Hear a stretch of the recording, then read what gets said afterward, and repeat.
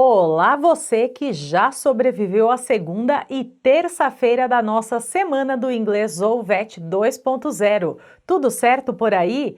Meu nome é Karine, sou especialista em inglês para o agronegócio, fundadora da English Fun by Karine e criadora do primeiro curso de inglês para a zootecnia e veterinária do Brasil. E estamos fazendo essa semana uma semana especial, especial para você. Estamos na Semana do Inglês ou VET 2.0 e a nossa missão nesse período é fazer você aprender a aprender inglês, te mostrando que não devemos focar em entender somente nativos falando inglês e, principalmente, não perder o ânimo ao longo de sua jornada rumo à fluência. Eu quero que o inglês não seja mais o seu problema, mas sim a solução e o propulsor para você atingir os seus objetivos. E hoje é um dia muito especial em nossa semana.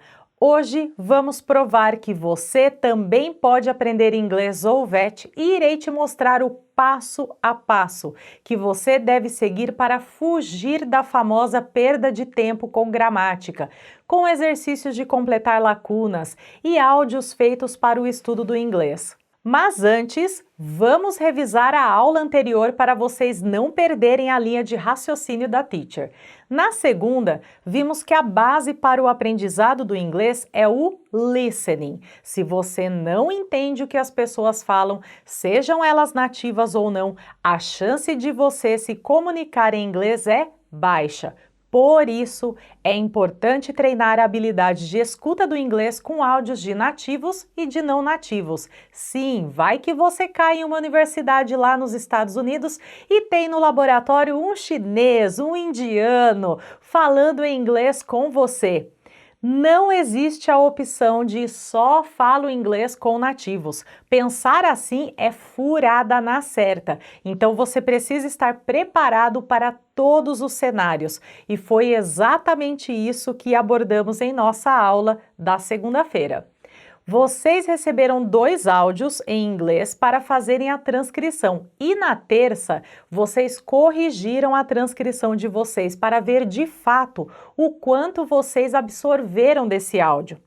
Eu quero que vocês comentem aqui abaixo dessa aula como foi essa experiência, como foi esse desafio para vocês, o que vocês perceberam com esse exercício.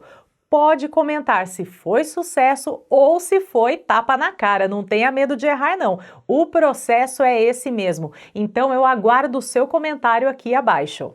Inclusive, o meu aluno Janailton é uma prova viva de que no começo os áudios de nativos são apenas um barulho, não dá para entender nada e depois, conforme você estuda o áudio e se acostuma com os sons da língua, as junções de palavras, você vai saindo do nível barulho e entrando no nível da compreensão de informação. Se você não viu o depoimento dele, volta na primeira aula e veja, pois esse depoimento ele serve de motivador, principalmente para quem está começando essa jornada. Aliás, eu vou deixar para vocês o comentário de uma aluna da zootecnia que começou do zero e chegou lá na gringa. Sim, ela foi para os Estados Unidos. Pode rodar. Olá, meu nome é Tainá, eu sou zootecnista formada pela Unesp de Botucatu e atualmente eu sou aluna de mestrado na área de nutrição animal aqui também na Unesp de Botucatu. Então eu conheci a English Fun através da indicação de amigos quando eu ainda estava na graduação. Foi quando surgiu a oportunidade de eu fazer o meu estágio obrigatório no exterior. Então, nessa época eu procurei a Karine, foi no ano de 2017, e eu fui muito bem recebida. Em poucos meses eu consegui pegar a base do inglês, com a didática das aulas. As aulas também me encorajaram bastante a falar, a tentar conversar, mesmo com dificuldade. Então, assim, a escola foi essencial para mim nessa fase. Então eu acabei indo, né, para os Estados Unidos, fiquei 5 meses lá. Eu consegui pegar um pouco mais de experiência no inglês nesse tempo que eu fiquei morando lá. E hoje Eu ainda sou aluna da English Fan e estou sempre buscando novos desafios. Perceba que todos os alunos que conversaram aqui com vocês são pessoas normais, são pessoas comuns da mesma área de vocês e que souberam encontrar o balanço entre estudos, vida pessoal e profissional e atingiram os sonhos delas. Por isso eu sei que você também pode, desde que você tenha um método mais prático do que os métodos baseados em gramática, com suas regras e da decoreba mecânica de palavras soltas em inglês. Esses pontos extras que eu descobri em minha vida pessoal teriam me ajudado a falar inglês naturalmente muito mais cedo do que eu imaginava. E é sobre esses 3 pontos que eu quero conversar com vocês hoje. E vou começar com polêmica, bate-cabelo e gritaria na pracinha. Muita gente pensa que aprender inglês se resume a gramática e vocabulário. Para a grande maioria das pessoas, gramática é o conjunto de regras que determina o uso correto da língua. É o famoso falar certo. Já vocabulário são as palavras que precisamos aprender para usar do jeito certo com a gramática. Assim, a gramática, com as suas regras e termos técnicos, é uma espécie de esqueleto sobre o qual acrescentamos a carne e a pele, que são as palavras soltas que decoramos. Não tenho nada contra essa visão. No entanto, se você quer mesmo falar inglês naturalmente, há maneiras mais práticas. Você precisa pensar fora da caixinha. E assim chegamos aos outros pontos que são extremamente importantes para quem quer aprender a falar inglês naturalmente. Esses itens que iremos estudar hoje não são difíceis de serem compreendidos ou aprendidos. O problema é que geralmente os estudantes de inglês e muitas escolas de inglês também os deixam para os níveis mais avançados. Na verdade, há estudantes que nunca ouviram falar sobre isso e escolas de inglês que não fazem a menor ideia desses pontos. Essa é a razão pela qual muitos têm a impressão de que estudam inglês há anos e ainda assim não conseguem falar ou entender algo que é dito. Podem ler e escrever bem, mas falar e ouvir é complicado, é outra história. Sabem muitas palavras e muita gramática, mas na hora de bater um papo ali, natural, engasgam. Você se identificou aí, né? Eu percebi daqui que você se identificou com essa situação. Então, turma, aprender que go significa ir pode não te ajudar em nada, pois ao ler algo como He's going grey, é preciso entender que go grey significa ficar grisalho, com o cabelinho ali meio branco, né? Ao ouvir I'm going for a walk in the park, tende a saber que go for a walk significa dar uma caminhada ou caminhar. A ideia é não se limitar apenas às palavras isoladas e seus diferentes usos e significados, mas sim entender que as frases em inglês são montadas em mini blocos e compreendendo o significado destes mini blocos e o uso deles, isso te ajudará a aprender a gramática natural da língua inglesa, mesmo sem decorar regras e termos técnicos, não há necessidade disso. Se eu soubesse disso no começo dos meus estudos de inglês, teria aprendido logo cedo a me expressar de modo muito mais natural, ao invés de ficar montando as frases palavra por palavra e pensando nas regras gramaticais. Eu teria sido capaz de dizer exatamente o que eu queria do modo certo, no momento certo, com a maior clareza do mundo. E vamos para o próximo detalhe que te ajuda e muito a aprender inglês, os chamados gap fillers, que são pequenas palavras ou expressões que usamos naturalmente ao conversarmos e muitas vezes nem percebemos. Em português, palavras como bem, bom, tipo assim, olha só, veja bem, então e outros mais são exemplos de gap fillers. Em inglês, alguns gap fillers, geralmente usados ao falar inglês, naturalmente são well, provavelmente vocês já escutaram esse, you know, I mean, it's kind of, it's sort of, you see e outros tantos. Temos muitos. O uso de gap filler em inglês é tão comum e frequente que quando passei a percebê-los, eu perdi o medo de falar inglês com as pessoas. Eu também consegui fazer e perceber as pausas ao falar ou ouvir inglês, e isso ajuda na hora do flow da conversa. Os gap fillers são uma das melhores maneiras para identificar o nível de proficiência de um falante de inglês como segunda língua. Inclusive, em nosso áudio From Farm to Fork, temos um exemplo bom de gap filler na frase Each animal is tagged so that it can be. Esse so, ele entra como um gap filler. Se eu tivesse aprendido isso no começo dos meus estudos de inglês, eu não teria passado boa parte do tempo achando que as frases em inglês deveriam ser ditas do começo ao fim, sem pausa. Nem teria penado para entender o que as pessoas me falavam.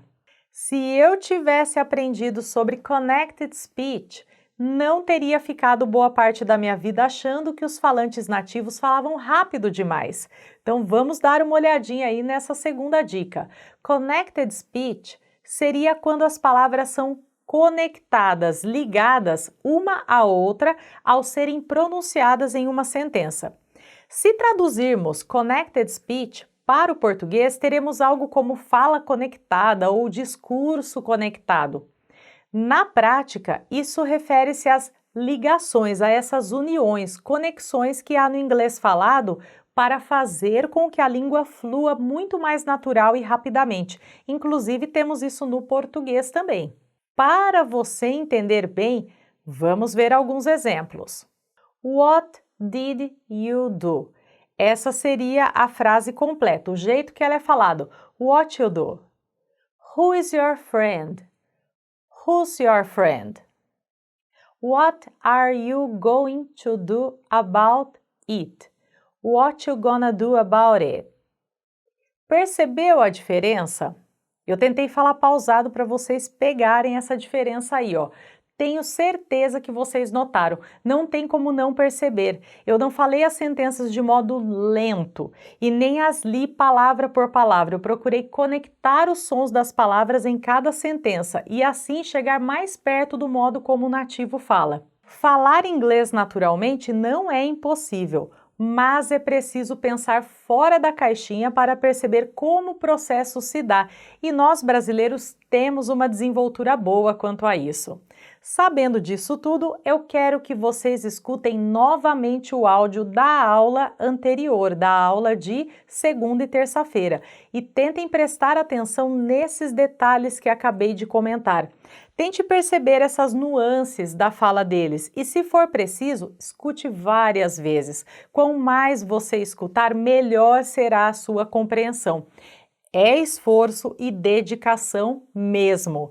Perceba que os áudios não são longos justamente para você conseguir estudá-los na íntegra, no detalhe.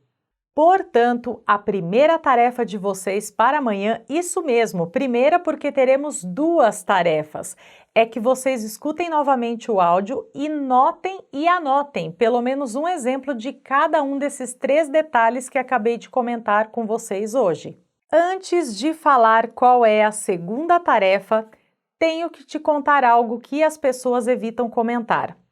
Você irá precisar memorizar as coisas que aprende durante os estudos. Isso mesmo, não adianta nada você passar horas estudando se não conseguir memorizar o que estudou. Agora, já pensou se você pudesse lembrar de tudo que aprende durante os seus estudos, todas as expressões e palavras novas em inglês?